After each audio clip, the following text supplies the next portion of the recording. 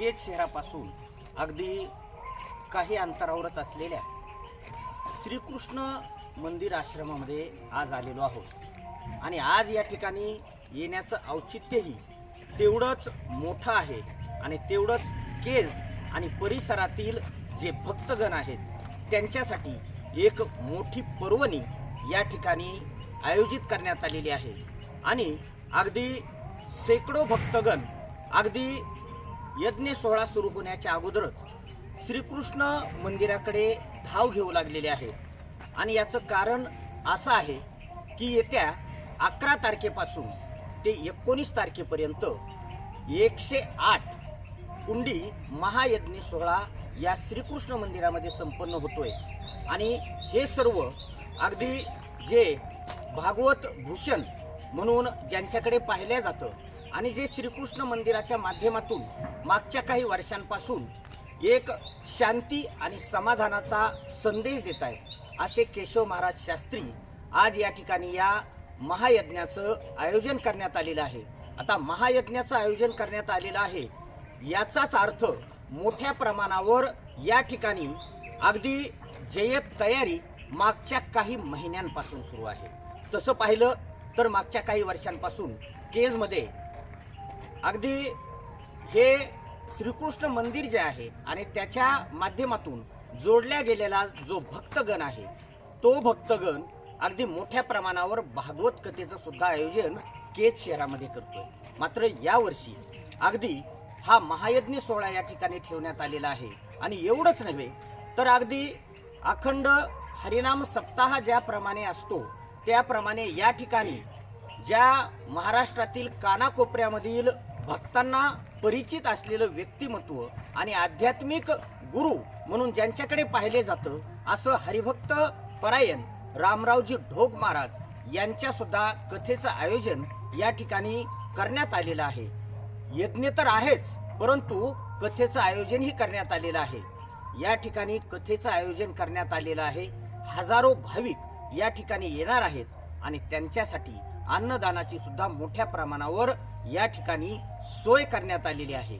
हे सर्व सांगण्याचा उद्देश एवढाच की केज सारख्या शहरामध्ये आतापर्यंत अशा आध्यात्मिक इव्हेंट किंवा आध्यात्मिक जे काही कार्यक्रम असतात ते एवढ्या मोठ्या प्रमाणात मला वाटतं क्वचितच हे पहिल्यांदा होऊ लागलेलं आहे आणि हे सर्व अगदी भगवान महाराज शास्त्री यांच्या मार्गदर्शनाखाली केशव महाराज शास्त्री यांच्या मार्गदर्शनाखाली होत आहे आणि खरंच भक्तगणांसाठी ही एक मोठ्या प्रकारची पर्वणी आहे। आता आपण पाहू शकता यज्ञशाळा हे प्रवेशद्वार आपण पाहू शकता याच्यामध्ये हे आपण आढावा घेणार आहोत कारण या ठिकाणीच आता जे काही यज्ञाला जे काही लोक भक्तगण बसणार आहेत त्यांची कशा प्रकारे सोय केलेली आहे तेही आपण या ठिकाणी पाहणार आहोत आणि याच्यानंतर जो काही म्हणजे कथेचा जो मंडप आहे कथेचं जे ठिकाण आहे अन्नदानाचं जे ठिकाण आहे त्याचाही आपण आढावा आपण प्रत्यक्ष या ज्या ठिकाणी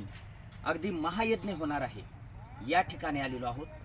हा जो अतिशय सुंदर आणि राजस्थानी कारागिरांनी बनवलेला हा जो मंडप आहे त्या मंडपामध्ये या ठिकाणी आता या कुंड्या ज्या आहेत आपण पाहू शकता।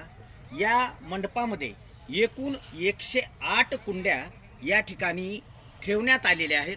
अतिशय सुंदर आणि अतिशय सुबक अशा प्रकारचं नियोजन या ठिकाणी करण्यात आलेलं आहे।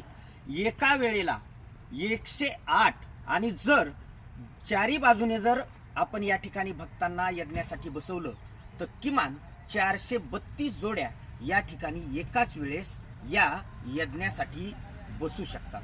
आतापर्यंत अनेक भक्तांनी या ठिकाणी या यज्ञाला बसण्यासाठी नाव नोंदणी केलेली आहे।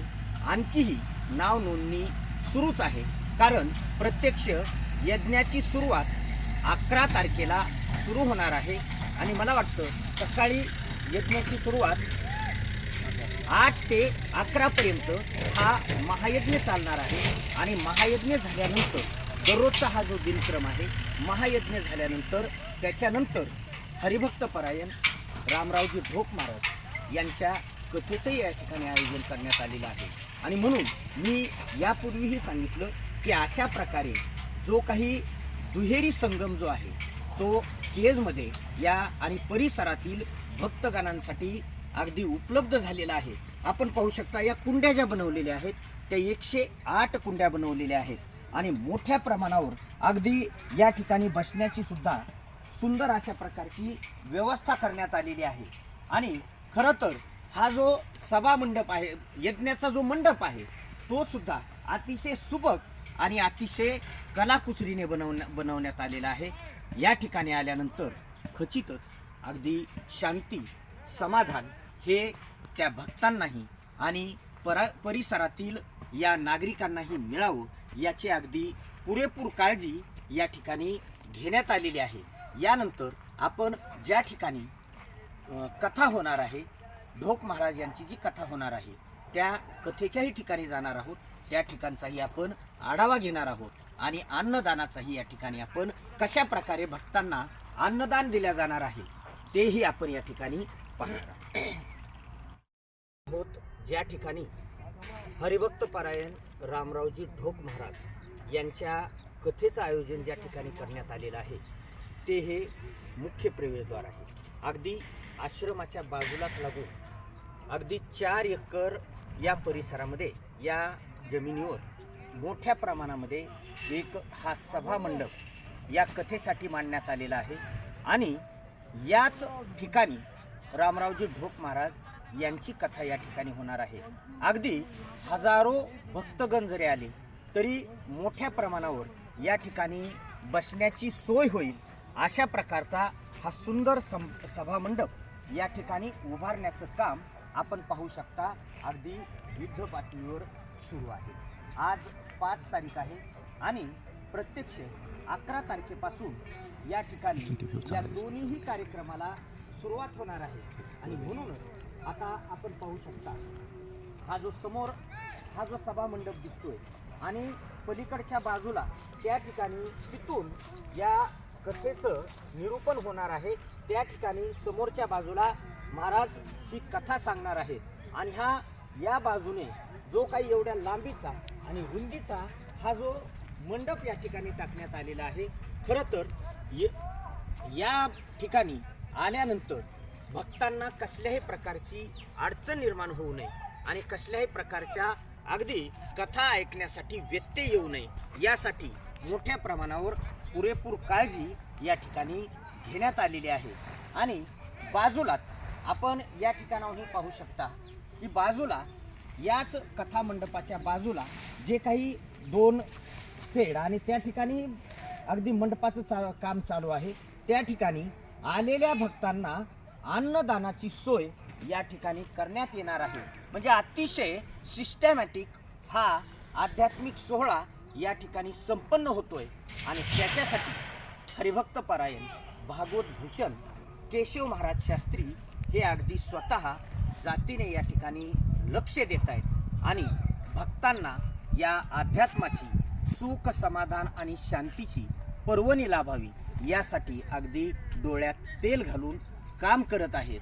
आणि म्हणून याच गोष्टीचा आणि ही जी पर्वणी परिसरातील भक्तांसाठी आयोजित करण्यात आलेली आहे त्याचा लाभ खरं तर मोठ्या प्रमाणावर भक्तांनी घ्यावा असं आवाहन श्रीकृष्ण आश्रमाच्या वतीने करण्यात येत आहे.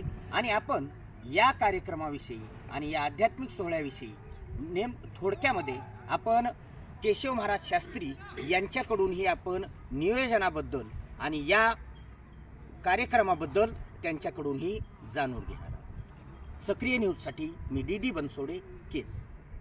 जय श्रीकृष्ण. भगवान श्रीकृष्ण आश्रम केज या ठिकाणी महाविष्णू यागाचे आयोजन केलेले आहे.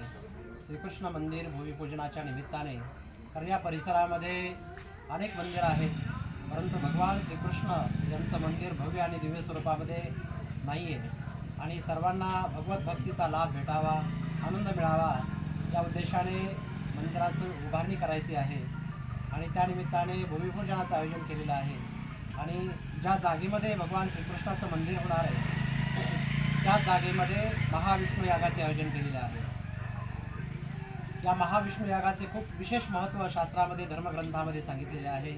विष्णू यज्ञेन सर्वत्र सिद्धिर्भवती आपल्या जीवनातल्या सर्व समस्या, अडचणी, दुःख, अनेक दोष निवृत्त होतात आणि आध्यात्मिक उन्नती होते.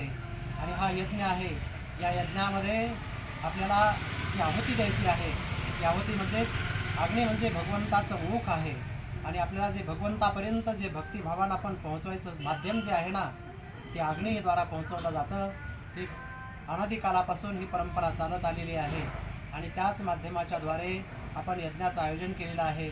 आणि दुसरी गोष्ट म्हणजे की हा यज्ञ संपन्न होतो आहे, या यज्ञामध्ये आणखी दुसरी आहुती आपल्या सर्वांना द्यायची आहे. आपल्या जीवनामध्ये जे व्यसन आहेत, अनेक प्रकारचे व्यसनं, काम, क्रोध, लोभ आदी हे विकार, या विकारांची आहुती, आपल्या व्यसनांची आहुती देऊन आपलं जीवन शुद्ध करायचं आहे. भगवंताच्या चरणी आपले सर्व दोष समर्पित करायचे आणि संकल्प करायचा, इथून पुढे तरी माझं जीवन मी चांगलं जगणार आहे, माझ्या जीवनामध्ये मी बदल करणार आहे आणि कधीही आपल्यापासून दुसऱ्याला त्रास होणार नाही, असं वागणार नाही. हा चांगला संकल्प करून एक नवीन दिशा आपल्या जीवनाला द्यायची आणि आपल्या जीवनामध्ये बदल करायचा, यासाठी या यज्ञाचं आयोजन केलेलं आहे. त्याचप्रमाणे परमपूज्य ढोक महाराज यांची रामकथाही आयोजित केलेली आहे. कारण श्रोत्यांना चांगलं जर ऐकायला भेटलं तर निश्चितच जीवनामध्ये बदल होतो. कारण सत्संगाचं जीवनामध्ये खूप मोठं महत्त्व आहे. थोडा जरी सत्संग घडला जीवनामध्ये तरीही जीवन बदललं जातं. त्यामुळे ढोक महाराजांची कथा ऐकण्याची पर्वणी आहे. तसेच महाराष्ट्रामधील विद्वान कीर्तनकार मंडळी या ठिकाणी येणार आहेत आणि त्यांच्याही मुखारविंदातून कथा ऐकायला मिळणार आहे. दररोज अन्नदान होणार आहे आणि महाप्रसादही उपलब्ध होणार आहे. या परिसरातील अनेक भगवत भक्त या सर्वांच्या सहकार्यानं हा कार्यक्रम संपन्न होतो आहे. मी सर्वांना एवढीच विनंती करू इच्छितो की या कार्यक्रमामध्ये सर्वांनी सहभागी झालं पाहिजे, आनंद घेतला पाहिजे आणि आपल्या जीवनाचा खरा आनंद घेऊन आपलं जीवन उज्ज्वल बनवलं पाहिजे, ही सर्वांना विनंती. जय श्रीकृष्ण. तर आपण ऐकलं की प्रत्यक्ष केशव महाराज यांनी सांगितलं की कशाची आपल्याला याच्यामध्ये आहुती द्यायची आहे. आणि म्हणून खरं तर दुहेरी नाही तर या ठिकाणी त्रिवेणी संगम आहे, अगदी महायज्ञ सोहळा आहे, कथा आहे आणि त्याचबरोबर नामवंत कीर्तनकारांचे कीर्तन सेवा सुद्धा या ठिकाणी, कीर्तनाचा सुद्धा या ठिकाणी लाभ या भक्तांना मिळणार आहे. त्यामुळे परिसरातीलच नव्हे तर अगदी बाहेर जिल्ह्यातील भक्तांनी या ठिकाणी या सर्व आध्यात्मिक सोहळ्याचा लाभ घ्यावा असं आवाहन केशव महाराज शास्त्री यांनी या ठिकाणी केलेलं आहे. धन्यवाद.